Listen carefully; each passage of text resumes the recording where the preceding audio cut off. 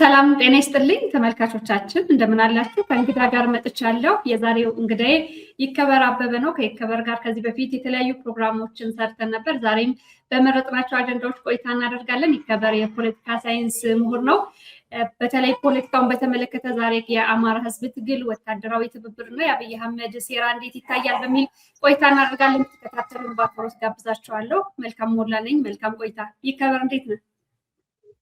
እንዴት ነሽ? መልካም እግዚአብሔር ይመስገን ደህና ነኝ። ዛሬ ቀጥታ ወደ ጥያቄዎች ልለፍ። እንግዲህ ወታደራዊ ትብብር በተለያዩ ጊዜያት እየተነሳ ነው። በተለይ የአማራ ህዝብ እያደረገው ካለው ትግል አንጻር እንዲሁም ደግሞ በኢትዮጵያ ውስጥ ታጥቀው አገዛዙን ከሚቃወሙ ኃይሎች ጋር የሚደረግ ወታደራዊ ትብብር አሁን ግልጽ ወታደራዊ ትብብር ይኖራል ወደሚል ነገር እየመጣ ነው። ምንም እንኳን ግልጽ መረጃዎች በሚመለከታቸው በፋኖ ኃይሎች በኩል ባይሰጡም ያ ግን የሚያመላክቱ የተለያዩ ነገሮችን ሰምተናል። ጠቅላላ አድርጌ ጥያቄውን ላምጣው። የአማራ ህዝብ ትግልና ወታደራዊ ትብብር እንዴት ይታያሉ? በጣም አመሰግናለሁ። መልካም ጥሩ ጥያቄ ነው ያነሳሽው።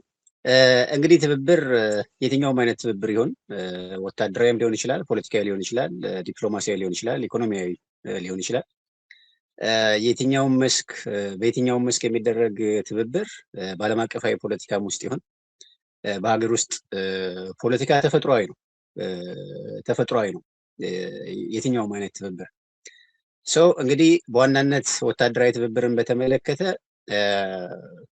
የጋራ ፍላጎት፣ የጋራ ጥቅም፣ የጋራ ዕጣ ፈንታ ያላቸው ኃይሎች የጋራ ጠላታቸውን ለመመከት ወይም ደግሞ የጋራ ጥቅማቸውን ለማሳካት ትብብር ሊፈጥሩ ይችላሉ። ይሄንን እንደ አዲስ ነገር የምንመለከተውም አይደለም። ተፈጥሯዊ የሆነ በታሪክ ሲደረግ የኖረ ወደፊትም የሚደረግ አሁንም እየተደረገ ያለ እውነት ነው።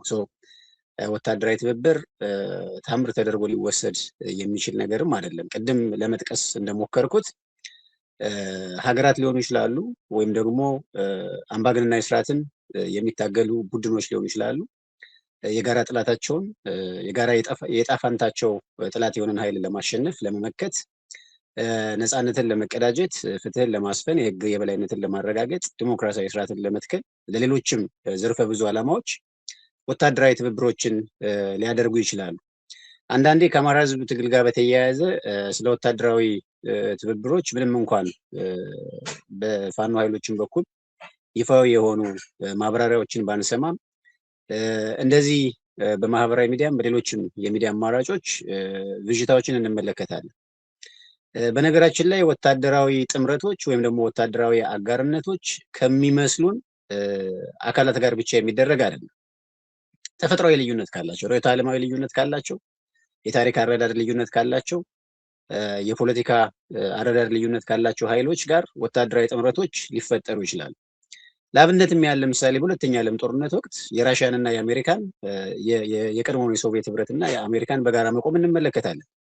እነዚህ ሁለት ሀገራት ዋናው ዓላማቸው በሁለተኛ ዓለም ጦርነት ወቅት በጋራ እንዲቆሙ ያደረጋቸው ዋናው ዓላማቸው ኢሚዲየት የሆነ ኦብጀክቲቫቸው የጀርመንን ናዚ ስርዓት ማሸነፍ ነው።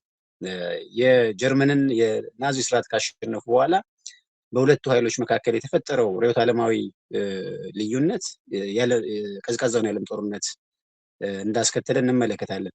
በሌሎችም ሀገራት መካከል ለምሳሌ በሶቪየት ህብረትና በእንግሊዝ መካከል በሁለተኛው የዓለም ጦርነት ወቅት የነበረው ወታደራዊ ትብብርም የዚህ ማሳያ ነው። የተለየ ርዕዮተ ዓለማዊ አረዳድ ያላቸው፣ የተለየ ፖለቲካ አረዳድ ያላቸው፣ የተለየ የሴኩሪቲ፣ የኢኮኖሚ፣ የጂኦፖለቲካል ፍላጎት ያላቸው አካላት በአንድ ወቅት ለአጭር ጊዜ ጥቅምም ይሁን ለረጅም ጊዜ ዓላማ በትብብር ሊቆሙ ይችላሉ። ያ ግን በዋናነት የጋራ ስትራቴጂክ ኢነሚ ሊሆን ይችላል፣ ወይም ደግሞ የጋራ የአጭር ጊዜ ጥላትም ሊሆን ይችላል። ሊያሸንፉት የሚገባ ለህልውናቸው አደገኛ የሆነ የጋራ ጥቅማቸውን የሚጎዳ ኃይል በተከሰተበት ጊዜ በጋራ ሲቆሙ ተመልክተናል። ይሄ አረዳድ ልዩነት ካለው አካል ጋር ምንም አይነት የጋራ ሰልፍ አያስፈልግም የሚለውን ሀሳብ ከዚህ እውነት አንጻር በግሌ የምገዛው አይደለም። ኢሚዲየት የሆነ ጠላትን መለየት፣ ስትራቴጂካዊ የሆነ ጠላትን መለየት፣ ያንንም ጠላት ለማሸነፍ የትኛውንም አይነት ትብብር ማድረግ አስፈላጊ ነው የሚል እምነት አለኝ በግሌ። ሶ ሰልፉ መሆን ያለበት እኛን ከሚመስሉ አካላት ጋር ብቻ ነው የሚለው ፖለቲካሊ ኔም ነው የሚሆነው ማለት ነው። የጋራ ጠላት ካላቸው ኃይሎች ጋር ወታደራዊም፣ ዲፕሎማሲያዊም፣ ኢኮኖሚያዊም መሰል ትብብሮችን ማድረግ አስፈላጊ ተደርጎ ሊወሰድ ይችላል ማለት ነው። ማለት በጣም አመሰግናለሁ። ከሳይንስ አንጻር ወታደራዊ ትብብር ከሌሎች ኃይሎች ጋር እንዴት ነው የሚደረገው የሚለውን በግልጽ ነው የነገርከን። በጣም አመሰግናለሁ። ከዚህ ጋር ተያይዞ በተለይ ከአማራ ሕዝብ ትግል ጋር ተያይዞ የአማራ ሕዝብ ጥያቄዎች የሚታገልላቸው ጥያቄዎች አሉና አንዳንድ ብዥታዎች አሉ። ወታደራዊ ትብብር ይደረጋል ሲባል በተለይ ማንነት ጥያቄዎች የሚነሳባቸው አካባቢዎች ጋር እንደው ቦታችንን ሊሰጥ ነው በሚልም በኔጌቲቭም ነገር ሲታይ እናያለን እና በአጠቃላይ በግልጽ የአማራ ሕዝብ የትግልና የማንነት ጥያቄዎች ጋር የሚነሱ አንዳንድ ብዥታዎች እሱን በተመለከተ ሀሳብ ንገረን። በጣም አመሰግናለሁ መልኬ። በእኔ እምነት የአማራ ሕዝብ ጥያቄዎች ደረጃዎች አሏቸው። ለእኔ በጣም ኢሚዲየት የሆነው አርጀንት የሆነው ፋታ የማይሰጠው ለማይክሮ ሰከንድም ቆሞ የማይጠብቀው የደህንነትና የህልውና ጥያቄ ነው። የአማራን ሕዝብ የደህንነትና የህልውና ስጋት ውስጥ ከከተተ አገዛዝ የሚሰፈርለት የአማራ ሕዝብ የሚሰፈርለት ጥቅም እንደሌለ በግልጽ ይታወቃል። የአማራ ሕዝብ ጥያቄዎች ዘርፈ ብዙ ጥያቄዎች አሉት። የማንነትና የወሰን ጥያቄ አለው። የኢኮኖሚ ጥያቄ አለው። ፖለቲካዊ ጥያቄዎች አሉት። የህገ መንግስት ማሻሻያ ጥያቄዎች አሉት። መሰል ዘርፈ ብዙ ጥያቄዎች አሉት። የህልውናና የደህንነት ጥያቄዎች ግን የቅድሚያ የሚሰጣቸው ጥያቄዎች ናቸው። የአማራን ሕዝብ የህልውና ስጋት ውስጥ የከተተ የአማራን ሕዝብ ለሁለንተናዊ የደህንነት ቀውስ፣ ለማህበራዊ የደህንነት ቀውስ፣ ለሰብአዊ የደህንነት ቀውስ፣ ለፖለቲካዊ የደህንነት ቀውስ፣ ለኢኮኖሚያዊ የደህንነት ቀውስ፣ ለአካላዊ የደህንነት ቀውስ እና ለሌሎችም ዘርፈ ብዙ የደህንነት ቀውሶች ከጠበቀ አገዛዝ የአማራ ሕዝብ የሚጠብቀው ምላሽ አይኖርም። የአማራ ሕዝብ ጥያቄዎችን የሚመልሰው በራሱ አቅም እንደሆነ ሁላችንም እናምናለን። ምክንያቱም በተደጋጋሚ የአማራ ሕዝብ ከሰላማዊ ትግል ጀምሮ እስከ ሌሎች የትግል አማራጮች ድረስ ጥያቄዎቹን አቅርቧል። አገዛዙ በጥያቄዎቹ ሲሳለቅ እናስታውሳለን። የአማራ ሕዝብ የጠየቀውን መሰረታዊ የግብርና ግብዓት ጥያቄ የጅራፍ ፖለቲካ ብሎ ሲያቃልል፣ በህዝብ ጥያቄ ሲቀልድ፣ በህዝብ ብሶት ሲያፌዝ ተመልክተናል። አገዛዙ የሚመልሰው የአማራ ሕዝብ ጥያቄ የለም። ሌላም ሁለተኛና ሶስተኛ ወገን የሚመልሰው የአማራ ሕዝብ ጥያቄ የለም። የአማራ ሕዝብ ጥያቄዎች የሚመለሱበት አማራጭ አሁን የአማራ ሕዝብ እያደረገ ያለው ትግል ነው። በእኔ እምነት 4 ኪሎ ያለው ሁሉም አለው ብዬ ነው ማምነው። መንግስታዊ መዋቅሩን የተቆጣጠረ በኢትዮጵያ ኮንቴክስት መንግስታዊ መዋቅሩን የተቆጣጠረ ሁሉ ጥያቄዎችን የመመለስ አቅም አለው።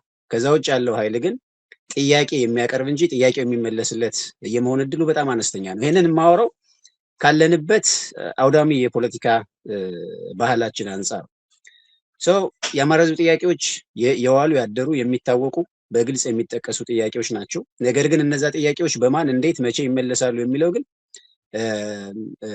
በተደጋጋሚ ሲከሽፍ የተመለከትነው ነው። የአማራ ሕዝብ የመጨረሻው የትግል ምዕራፍ ላይ ነው ያለው። በዚህ የትግል ምዕራፍ የሚመለሱ ጥያቄዎች ናቸው እንጂ ቅድም እንዳልነው አገዛዙ እነዚህን የአማራ ሕዝብ ጥያቄዎች አንድም ውስጣዊ ክፍፍልን ለመፍጠር፣ ሁለተኛ ደግሞ የአማራን ሕዝብ ፍትሃዊ ጥያቄ ለማዘግየት የሚጠቀምባቸው ስልቶች ናቸው። በተለይ ደግሞ የአማራን ሕዝብ የወሰን ጥያቄዎች ቅድም ለመጥቀስ እንደሞከርኩት በአማራ ሕዝብ መካከል ልዩነቶችን ለመፍጠር የአማራን ሕዝብ ፍትሃዊ ጥያቄ ለማዘግየት፣ ለማኮላሸት የሚጠቀምባቸው መሳሪያዎቹ ናቸው እንጂ በአገዛዙ ይሁንታና በአገዛዙ ፈቃድ የሚመለስ የአማራ ሕዝብ ጥያቄ የለም። የአማራ ሕዝብ ጥያቄዎችን የሚመልሰው በራሱ አቅም ብቻ ነው ማለት ነው። ስለዚህ እዚህ ጋር ምንም አይነት ብዥታ መኖር የለበትም።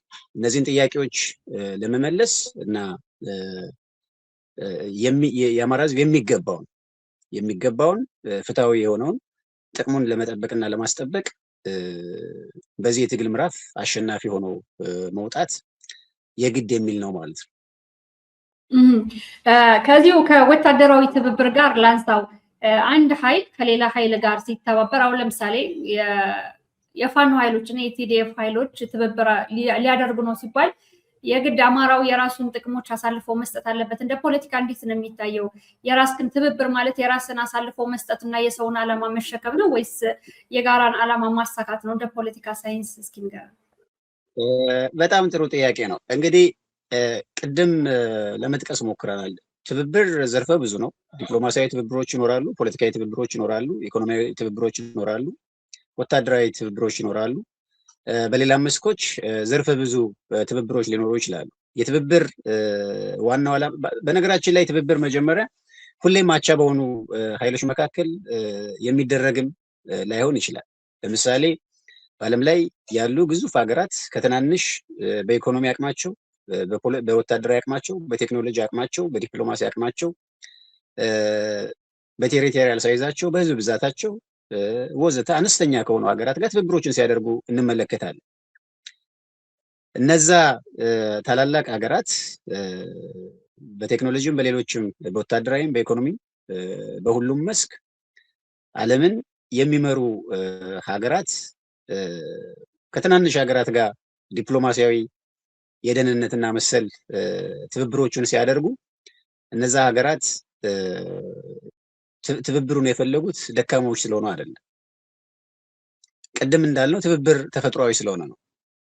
የትኛውም ሀገር የትኛውም ቡድን በራሱ ሰልፍ ኢንዲፔንደንት ሊሆን አይችልም። ወራይሜን ሰልፍ ሪሊያንት ሊሆን አይችልም። ኢንዲፔንደንት ሊሆን አይችልም። የትኛውንም ያህል ግዙፍ መሆን ይቻላል፣ በወታደራዊ አቅምም፣ በኢኮኖሚያዊ አቅምም፣ በሌሎችም መስኮች ግዙፍ ኃይል መሆን ይቻላል። ነገር ግን ሌሎች አያስፈልጉኝም የሚለው ጀብደኝነት ግን ተገቢ ተደርጎ የሚወሰድ አይደለም። ሰው በቲዲኤፍም እና በፋኖ መካከል ወይም በሌሎችም ኃይሎች በኩል ኦፊሻሊ ትብብር ካለ፣ እኔ ኦፊሻሊ ትብብር ስለመኖሩ አላውቅም። ኦፊሻሊ ትብብር ካለ ያ ትብብር አስፈላጊ ተደርጎ የሚወሰደው የጋራ ፍላጎትን በጋራ ለማስጠበቅ የሚረዳ ስለሆነ ነው እንጂ ጥቅምን መገበር ትብብር ሰው ቅድም ለመጥቀስ እንደሞከርነው ትብብሩ የጋራ ፍላጎትን የጋራ ጥቅምን በጋራ ለማስጠበቅ በጋራ ለማስከበር የሚደረግ አጋርነት ተደርጎ የሚወሰድ ነው። ያ ትብብር እስከምን እስከ መቼ ለምንና እንዴት የሚለው በራሱ ትብብሩን በፈጠሩት ኃይሎች የሚወሰን ነው የሚሆነው። ከዛ ውጭ ግን በእርግጠኝነት መናገር የሚቻለው በአማራ የፖለቲካ ታሪክ ውስጥ እንደ ባዲን የአማራን ሕዝብ ታሪክ ሊሸጥና ሊለውጥ የሚችል የአማራን ሕዝብ ጥቅል ጥቅሞች ለግለሰባዊ ተድላዎች አሳልፎ የሚሰጥ ቡድን እንደሌለ ወደፊትም እንደማይፈጠር ግን በእርግጠኝነት መናገር ይቻላል። ይሄኛው ተራ የስም ማጥፋት ዘመቻ ተደርጎ ሊወሰድ ካልቻለ በስተቀር የአማራን ሕዝብ ከተደቀነበት የህልውና አደጋ ከገባበት የደህንነት ቅርቃር ለመታደግ በመስዋዕትነት የተደራጀ ኃይል የአማራን ሕዝብ ጥቅል ፍላጎት አሳልፎ ሊሸጥ የሚችልበት በቂ ምክንያት እንደሌለ ሁላችንም እንገነዘባለን። እንደዚህ አይነት ብዥታዎች አገዛዙና የአገዛዙ ተቀጽላዎች ፋብሪኬት ከሚያደርጉት የፕሮፓጋንዳ ዘመቻ የሚመጣ የመረጃ ተረፈ ምርት አድርገን ልንወስደው እንችላለን። መልካም፣ በጣም አመሰግናለሁ። አብይ አህመድ ሰሞኑን እንግዲህ ከአንድ ሚዲያ ወደ ሌላ ሚዲያ እየሄደ በቀጥታ ህዝብና ህዝብን ለማናከስ ወይ ለማጣላት የሚያነሳሱ ንግግሮችን እያደረገ ይገኛል እና ተመልክታቸዋል ወይ? እንዴት አየኸው? ያ እንግዲህ ከሰሞኑ ከአሚኮስ ከኦቤን በሌሎችም ያገዛዙ ልሳን ሚዲያዎች በመቅረብ ህዝብን ከህዝብ ለማጋጨት በህዝብ መካከል ጥርጣሬን ለማንገስ በህዝብ መካከል ጥላቻን፣ አለመተማመንን፣ ቅራኔን የበለጠ አግራቤት ለማድረግ ኦልሞስት እነዚህ ጉዳዮች ሲሰራባቸው የቆዩ በጣም በአግባቡ ማኔጅ ካልተደረጉ ህዝብን ለሌላ ደም አፋሳሽ ጦርነት የሚዳርጉ ሀገርን ለመበታተን የሚዳርጉ ጠባሳዎቻችን እንደሆኑ እንረዳለን። የቀረውን ማህበራዊ ትስስር ለመናድ በጠቅላይ ሚኒስትር ደረጃ ይሄን ያህል ዘመቻ ለምን እንዳስፈለገ ግልጽ አይደለም። ነገር ግን ግቡ ግን ይታወቃል። ግቡ ይታወቃል። አንድ አገዛዝ አቅመቢስነቱን ለመጋረድ እንዲሁም ደግሞ ከሚፈራው ተጠያቂነት ለመሸሽ አንዱን ወዳጅ አንዱን ጠላት አድርጎ በመፈረጅ ሰብአዊ ጋሻ ፍለጋ መኳተኑ የሚጠበቅ ነው። አብይ አህመድ እያደረገ ያለው እሱ ነው። ሊመጣ ካለው ተጠያቂነት ለማምለጥ አንድን ህዝብ ወዳጅ አድርጎ ለመሳል፣ ሌላኛውን ህዝብ ደግሞ ጠላት አድርጎ ለመሳል ይሄንን ስልት ተግባራዊ እንዳደረገው እንመለከታለን። ይሄ በህግና በመርህ ሀገር መምራት የማይችሉ አቅመቢስ አገዛዞች ሁሌም የሚያደርጉት ነው። ህዝባዊ ቁጣዎችን ዳይቨርት ለማድረግ ፖለቲካዊ ትኩሳቶችን ለማርገብ መንግስታዊ ውድቀትን ማህበራዊ ውድቀት አድርጎ በማቅረብ ታሪካዊ ውድቀት አስመስሎ በማቅረብ ጊዜ የመግዣ ስልት ነው። አገዛዙ አቅመቢስነቱን ዳይቨርት ለማድረግ የህዝብን ትኩረት ለማዛባት እየተከተለው ያለ ስልት መሆኑን በግልጽ መገንዘብ እንችላለን። መልካም ከአሚኮም ጋር ከኦቤንም ጋር ያደረገውን ቃለ ምልልስ በመጠኑ ለመመልከት ሞክሬያለሁ። የተረዳሁት አገዛዙ የመጨረሻ ካርዱን መምዘዝ ላይ እንደሆነ፣ የውድቀቱ ዋዜማ ላይ መሆኑን፣ ከዛም የውድቀቱ ዋዜማ ለመሸሽ ያለ የሌለ ኃይሉን ለመጠቀም እየተወራጨ መሆኑን የሚያሳይ ነው። የህዝቡን ምላሽ እንዴት ታየው? የህዝቡን ስለ አብይ አህመድ ባሰበው ልክ ህዝብን ለመከፋፈል ያደረገው ጥረት ተሳክቷል ወይስ ከሽፏል ማለት እንችላለን? እንደ ከሸፈ ይሰማኛል። ለምሳሌ የደብረ ማርቆስ ኤርፖርት ምረቃ ላይ ያስተላልፈውን መርዛማ መልእክት ሁላችንም እናስታውሳለን። በአማራ ህዝብ በኩልም በትግራይ ህዝብ በኩልም ያለው ግብረ መልስ የአብይ ዓላማ እንደከሸፈ የሚያሳይ የሰጧቸውን ግብረ መልሶች ለመታዘብ ሞክሬያለሁ። ያገዛዙንና የግለሰቡን ስውር ህዝብን ከህዝብ የማጋጨት በህዝብ መካከል ጥርጣሬንና ጥላቻን የመንዛት ተልዕኮ መክሸፉን ለመረዳት ሞክሬያለሁ። በጣም አመሰግናለሁ። ጥሩ ቆይታ ነው ያደረግነው። አጠር ባለ ሁኔታ ግን ግልጽ መልእክቶችን ነው ያስተላለፍልን። እንደው በመጨረሻ ግን ካነሳናቸው ጉዳዮች አንጻር ተያያዥ ናቸው። ወታደራዊ ትብብርም የህዝብ ለህዝብ ግንኙነትንም እንዲሁም ደግሞ የአብይ አህመድ ህዝብን ከህዝብ የማናከስ ሴራዎችን በተመለከተ የመጨረሻ መልእክት እንድታስተላልፍ እድሉ ልስጥክ። በተለይም ግን ከዚህ ጋር ተያይዞ ህዝብ ለህዝብ ግንኙነቶች ከወታደራዊ ትብብር ይለያሉና እሱንም ማስመልክተ አንዳንዴ ህዝብ ለህዝብ ግንኙነት ሲባል እኔ እዚህ ደረጃ ላይ መቼ እንደደረስን አብዛኛው ሰው አያውቅም። ግን ህዝብ ለህዝብ ግንኙነት ራሱ እንደ ስጋት የሚቆጠርበት ጊዜ ላይ ስላለን የህዝብ ለህዝብ ግንኙነት እንዴት ይታያል? በአጠቃላይ ግን በመጨረሻ የምታስተላልፈው መልእክት ካለ እድሉ ልስጥክ። በጣም አመሰግናለሁ። መልካም እንግዲህ የህዝብ ለህዝብ ግንኙነት የጋራ ሰላምን ለመጠበቅ በህዝቦች መካከል የእርስ በርስ መረዳዳትን ለማጎልበት ሚቹዋል አንደርስታንዲንግ እንዲኖር ለማስቻል የጋራ ጥቅምን በጋራ ለማስጠበቅ ማህበራዊ መቀራረብን ለመፍጠር እንዲሁም ደግሞ ሊቃን ሀሳዊ ሊቃንና ሀሳዊ ፖለቲከኞች የፈጠሯቸውን ህዝብን ከህዝብ የሚያጋጩ ሀሰተኛ ትርክቶችን ተጽዕኗቸውን ለመቀነስ ብሎም ለማጥፋት የህዝብ ለህዝብ ግንኙነቶች የበለጠ ሊጠናከሩ እንደሚገባ አምናለሁ። የህዝብ ለህዝብ ግንኙነት ወንድማማችነትና እህትማማችነትን በማጎልበት የጋራ ጠላት የሆነውን የኢትዮጵያን ሁሉ የጋራ ጠላት የሆነውን አምባገነንነትን ለዘመናት የጋራ ጠላት ሆኖ የቆየውን አምባገነንነትን ለመታገልም ሚናው የጎላ እንደሆነ እገነዘባለሁ። ሌላው ተጽዕኖ እንደው አጽንኦት መስጠት የምፈልገው ጉዳይ ወታደራዊ ትብብርን በተመለከተ ቅድምም ለመነካካት ሞክሬያለሁ። ወታደራዊ ትብብሮች ነሰሰርሊ ከኛ ጋር ተመሳሳይ ቀለም ያላቸው፣ ከኛ ጋር ተመሳሳይ የፖለቲካ መረዳት ያላቸው፣ ከኛ ጋር ተመሳሳይ የሆነ ርዕዮተ ዓለማዊ መረዳት ያላቸው፣ ከኛ ጋር ተመሳሳይ የሆነ የሴኩሪቲ የኢኮኖሚ እና ሌሎች ፍላጎቶች ያሏቸው ኃይሎች ጋር የሚደረግ ጥምረት አይደለም። ነሰሰርሊ የጋራ ጠላት ያላቸው ኃይሎች ሊተባበሩ ይችላሉ። የጋራ ጊዜያዊም ሆነ ዘለቄታዊ ጥቅም ያላቸው ኃይሎች ሊተባበሩ ይችላሉ። ሆኖም ወታደራዊም ይሁን ሌሎች ትብብሮች ግን በፖለቲካው ዓለም ፍጹም ተፈጥሯዊ መሆናቸውን ግን መገንዘብ ያስፈልጋል። ፍጹም ተፈጥሯዊ መሆናቸውን መገንዘብ ያስፈልጋል የሚለውን አጽንኦት መስጠት ፈልጋለሁ ማለት ነው።